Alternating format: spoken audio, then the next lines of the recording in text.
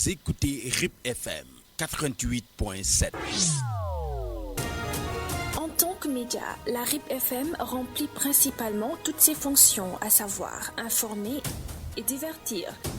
De ce fait, la RIP FM constitue un moyen efficace d'information. La 88.7 FM, la radio au service du développement. Le journal sur RIP FM. Le journal sur RIP FM. Le journal sur RIP FM. Mesdames et messieurs, bonjour et bienvenue dans l'actualité de ce lundi 3 novembre 2025. C'est parti pour les titres. Mam Yassine Diagne Seck. RIP FM. La une de cette édition pour assurer la réussite du système éducatif et un apprentissage efficace des élèves au Sénégal, le syndicat des enseignants libres du Sénégal, CELS, appelle à la révision de deux décrets jugés problématiques, à savoir le décret 74-347 et celui de 2006-392. À suivre dans cette édition, et puis à l'issue d'un contrat signé avec la société Sarl Leralgui, la commune de Taïba-Niassène a procédé à la réception officielle d'un champ solaire destiné à alimenter le forage numéro 3. Nous y reviendrons. La page sportive sera de la partie, s'en suivra la page éducation d'Adamasen qui va refermer cette grande édition de la mi-journée. Voilà, c'est tout pour les titres. Le développement, c'est tout de suite. Le journal avec Mam Yassine Diagne Seck. Bienvenue. La lenteur du gouvernement reste un problème sur le système éducatif, en l'occurrence ceux des décisionnaires qui jusqu'à présent subissent une injustice sur l'imposition aussi est un véritable hic des enseignants et selon le syndicat liste Monsieur Elhaji Babounia, secrétaire général du CELS Nioro, deux décrets doivent être corrigés, ceux du 74-347 et 2006-392. Reportage Niakhana Tunkaranyay. Pour assurer la réussite du système éducatif et un apprentissage efficace des élèves au Sénégal, le syndicat des enseignants libres du Sénégal, CELS, appelle à la révision de deux décrets jugés problématiques. Le décret 74-347 et le décret 2006-392. Selon M. Elhaji Babounia, secrétaire général du CELS département de Nioro, ces textes doivent être corrigés pour régler définitivement la situation des enseignants dites décisionnaires. Par rapport aux décisionnaires, nous avons deux types de décisionnaires. Les décisionnaires de fait, le décret qu'on doit corriger, c'est le décret 74-347. Ce décret-là permettra à ces enseignants-là de voyager de leurs anciennetés. L'autre aspect, les décisionnaires à tort. Quand je dis à tort, ils subissent une injustice. C'est le décret 2006-392. Ces enseignants-là ont eu le diplôme professionnel avant 35 ans. Donc, eux, ils ont été intégrés comme décisionnaires. Ça, c'est une injustice. Mouchenian a également insisté sur la nécessité de revoir la surimposition qu'il considère comme un autre frein à l'épanouissement des enseignants. La surimposition, c'est un problème qu'on doit corriger parce que les enseignants, chaque mois, payent des impôts. L'enseignant qui a un rappel d'avancement, ou bien un rappel de validation, ou bien un rappel d'intégration, l'impôt qui est défalqué sur ce rappel-là est vraiment énorme. Par ailleurs, concernant la dotation en table-banc au niveau national, le secrétaire général a exprimé le souhait de voir le département de Nioro bénéficier de son quota afin d'améliorer les conditions d'apprentissage dans les écoles. Parce que c'est pas eux qui ont créé ces lenteurs, c'est l'État du Sénégal. Donc nous souhaitons que vraiment ces enseignants-là soient rétablis dans le droit. Donc qu'on les titularise dans le corps des fonctionnaires. Donc en dehors de cela, nous tendons à la main aussi au niveau du ministère de l'Éducation. On a eu écho que vraiment ils ont amené beaucoup de tablements au niveau national. Donc nous voulons que Nioro soit servi vraiment pour que vraiment nous aussi, nos établissements puissent dérouler leurs enseignements apprentissages dans les meilleures conditions. En conclusion, M. Niang a réaffirmé l'engagement du CELS local pour le bon déroulement de l'enseignement et la réussite des élèves du département. Le projet Gungembay a mis en place des parcelles de démonstration en maraîchage dans le département de Nioro pour tester différentes techniques et pratiques afin de permettre aux paysans de choisir les plus adaptés à leur culture, notamment dans l'horticulture, oignons et pommes de terre. Ces parcelles permettent aux acteurs de terrain d'acquérir les compétences nécessaires pour améliorer la production et atteindre l'autosuffisance, renseigne Monsieur Ousmane Diallo, producteur relais, et Monsieur Mamadou Lamine Seydi, animateur du projet, lors de leur entretien avec Mamda Dodjan. Le projet Gungembay intervient dans 6 communes du département de Nioro depuis 2023. Il accompagne les producteurs dans le domaine de l'horticulture, notamment pour la culture de l'oignon et de la pomme de terre. Ce projet vise à renforcer l'autosuffisance alimentaire, informe Monsieur Mamadou Lamine Seydi, animateur du projet. Notre mission est d'accompagner les producteurs afin qu'ils puissent maîtriser les techniques de culture de l'oignon et de la pomme de terre. Nous souhaitons également que cette activité s'étend à l'ensemble du département. Selon M. Ousmane Diallo, producteur relais, Gungembay présente une véritable opportunité pour les maraîchers du département d'acquérir de nouvelles compétences et améliore leur rendement. Ce projet nous a permis d'acquérir beaucoup de connaissances. J'ai même participé à la foire internationale de l'agriculture FIARA édition 2025 où j'ai eu l'occasion de rencontrer le ministre de l'Agriculture. Cette rencontre a permis d'échanger sur les possibilités d'appui au département de Nioro. Atteindre l'autosuffisance alimentaire au niveau local devient désormais un objectif réalisable grâce au projet Gungembay. L'autsuffisance alimentaire peut devenir une réalité dans le département de Nioro car l'État et les projets sont déjà là pour soutenir l'agriculture. Il appartient maintenant aux jeunes de s'engager afin que nous atteignions cet objectif. RIP FM au cœur de l'actualité.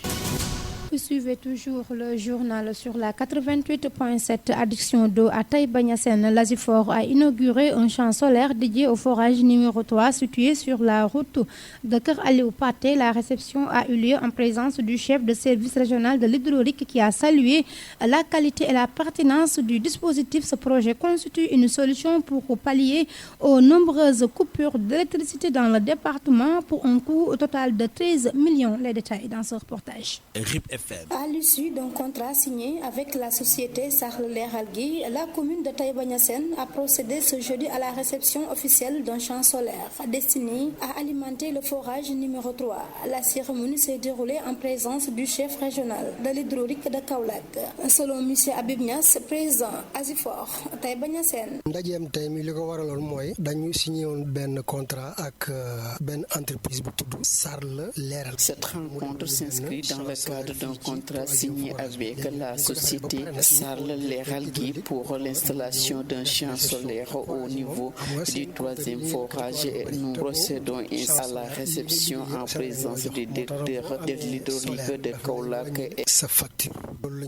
L'installation est composée de 75 panneaux solaires de 620 watts, soit une puissance totale de 46 500 watts. Renseigne Ibrahima Diaw. Le système énergie solaire là. Le système installé est composé d'une pompe solaire de 13 000 kW alimentée par 75 panneaux de 620 watts, soit une puissance totale de 46 500 watts. Vous l'avez dit presque 46 500 kW.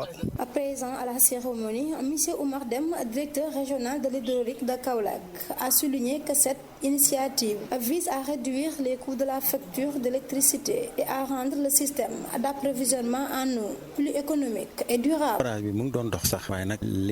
Le forage est en service depuis plusieurs années, mais nous envisageons une mixité énergétique en y associant un groupe électrogène afin d'assurer la continuité du service en cas de panne. La page sportive sur RIP FM. C'est avec Babacar Ndaw, 12 ans, bonjour. Bonjour également à nos auditeurs mondial U17 2025. Le Sénégal veut briser enfin son plafond de verre au Qatar. Qualifié après leur parcours jusqu'en quart de finale lors de la dernière Coupe d'Afrique des Nations U17, les Lionceaux s'apprêtent à disputer du 3 au 27 novembre 2025 au Qatar la 3e Coupe du monde de leur histoire, placée dans le groupe C en compagnie de la Croatie, du Costa Rica et des Émirats arabes unis. les jeunes Lions partent avec l'ambition de passer le cap des huitièmes de finale. Le Sénégal en est à sa 3e participation à la Coupe du monde des moins de 17 ans après celle de 2019 et 2023. En 2019, la sélection avait été éliminée en huitième de finale par une équipe d'Espagne amenée par les Pedri et consorts sous la houlette de Malik et avec comme figure de proue Pape Matar Sarr. Et puis parlons à présent des résultats du championnat européen que nous allons démarrer en Angleterre avec des matchs joués hier. West Ham s'est imposé à domicile face à Newcastle sur la marque de 3-1. Manchester City mène par 3-1 face à Bournemouth. Du côté de la Liga, Levante s'est incliné à domicile face à Celta Vigo. 2-1. Deportivo Alaves mène par 2-1 face à Espanyol. FC Barcelone mène par 3-1 sur sa propre pelouse face à Elche. Mallorca Real Betis 3-0 en faveur de Real Betis. Du côté de la Série A, Verona Inter 2-1 en faveur de Inter. Pisa et Torino ont fait match de 2 buts partout. Lecce s'est imposé sur la pelouse de Fiorentina sur le score de 1-0. Bologne Parme 3-1 en faveur de Parme. Milan Roma 1-0 en faveur de Milan. Pour la journée d'aujourd'hui, d'autres rencontres sont prévues. Une seule en Angleterre. Sunderland jouera contre Everton à 20h. Côté de la série, du côté de la Liga, c'est Osasuna qui se déplacera pour Real Oviedo. Ce sera à partir de 20h. Du côté de l'Italie, la Serie A Genoa jouera contre Sassuolo à 17h30. Lazio accueille Cagliari à 19h45. Et c'est cet élément qui a bouclé cette page consacrée au sport. Le prochain rendez-vous est prévu dans un court instant pour la version Wolof. Parlons à présent éducation. La page de ce lundi 3 novembre 2025 porte son intérêt sur l'Assemblée générale de la rentrée scolaire 2025-2026 que la section CELS de Nioro a organisée ce dimanche dernier au siège du conseil départemental sous la présence de certains acteurs concernés. Pour plus d'informations, Adama Sen s'est entretenu avec M. Elhadji Babounian, le secrétaire général départemental du CELS dans cet élément. Bienvenue. La section CELS de Nioro a tenu son assemblée générale de rentrée scolaire 2025-2026 au siège du conseil départemental. La rencontre présidée par le secrétaire général départemental Elhadji Babounian a réuni plusieurs militants venus d'échanger sur les perspectives de l'année, la préparation de la journée internationale du volontariat, la GIV et l'élaboration d'un plan d'action annuel du syndicat. Aujourd'hui, nous sommes réunis ici au conseil départemental pour décliner notre feuille de route de l'année 2025-2026. La section CELS de Nioro du RIP a dressé un plan d'action que nous allons mener tout au long de cette année scolaire. Nous allons effectuer des tournées dans les différentes écoles pour voir la situation que vivent les enseignants, mais les situations que traverse vraiment l'environnement scolaire. Après cette tournée, nous allons essayer aussi d'organiser des sessions de formation, de renforcement de capacité à l'endroit de nos militants et surtout des directeurs d'école sur l'informatique, sur la décentralisation. Après cela, nous allons essayer d'organiser la journée de l'excellence, mais aussi de continuer le reboisement dans les écoles pour essayer vraiment de booster l'environnement scolaire pour qu'au moins chaque école dispose d'un jardin qui pourra au moins vraiment aider les directeurs d'école à retrouver quelques rentrées de fonds pour pouvoir subvenir aux besoins de l'école. Si nous avons aussi avec la commission féminine pour vraiment taxawu tamit suñu jigéen ñi nga xamanteni ñu ci système bi di def liggéey bu mu ci ayib. Dans son intervention, M. Nia est également revenu sur la GIV prévue cette année à Thiès. La GIV, c'est la journée internationale du volontariat qui doit se tenir cette année à Thiès les 5, 6 et 7 décembre pour assister à ces festivités, des panels, des discussions qui va repenser encore une fois l'école sénégalaise parce qu'actuellement nous traversons une crise sans précédent. Les écoles sont délabrées, il y a un manque criard de table-banc, il y a aussi un manque criard d'enseignants. Des moments où le syndicat discute encore de nouveau sur les situations précaires que traversent les camarades décisionnaires. Et c'est une situation que nous déplorons. Il y aura Isolde qui sera là-bas, Solde sera là-bas, Men sera là-bas, la fonction publique aussi sera là-bas pour essayer d'accompagner les militants sur leur carrière. Donc raison pour laquelle nous tendons la main à ce gouvernement du Sénégal pour qu'il puisse signer ces décrets. C'est le décret 26392 et le décret 74347 pour que nous puissions avoir une année scolaire stable, une année scolaire de paix, pour que les élèves puissent suivre des enseignements apprentissages de qualité. À cet effet, la self-section de Nioro se prépare activement afin d'y participer dans de bonnes conditions. Pour la prise en charge, nous allons essayer de s'organiser au niveau de la section pour trouver un véhicule qui va transporter les militants, mais aussi prendre quelques dispositifs pour que le voyage soit paisible. Toutefois, le renouvellement de son bureau le 31 mai 2025, la section CELS de Nioro s'est particulièrement distinguée par ses nombreuses réalisations, formation des militants, actions de reboisement, appui financier et à la mise à la disposition de 75 pactes d'eau à l'IEF lors de la correction du CIF. C'était votre page éducation de ce lundi et nous vous donnons rendez-vous lundi prochain. RIP FM. Merci Adama Sen pour ces informations éducatives qui ont refermé cette grande édition de la mi-journée. Procédons au rappel des titres avant de nous quitter. Pour assurer la réussite du système éducatif et un apprentissage efficace des élèves au Sénégal, le syndicat des enseignants libres du Sénégal appelle à la révision de deux décrets jugés problématiques, à savoir le décret 74-347 et celui de 2006-392. À l'issue d'un contrat signé avec la société Sarl Leralgui, la commune de Taïba Niassène a procédé à la réception officielle d'un champ solaire destiné à alimenter le forage numéro 3. La page sportive était de la partie, s'en est suivi la page éducation d'Adama Sen qui a bouclé cette grande édition présentée par Mami Yassine Diagne. Pape Dafal assuré la partie technique et Absassou à la réalisation. Voilà, c'est la fin de cette édition et merci infiniment de l'avoir suivi. RIP FM.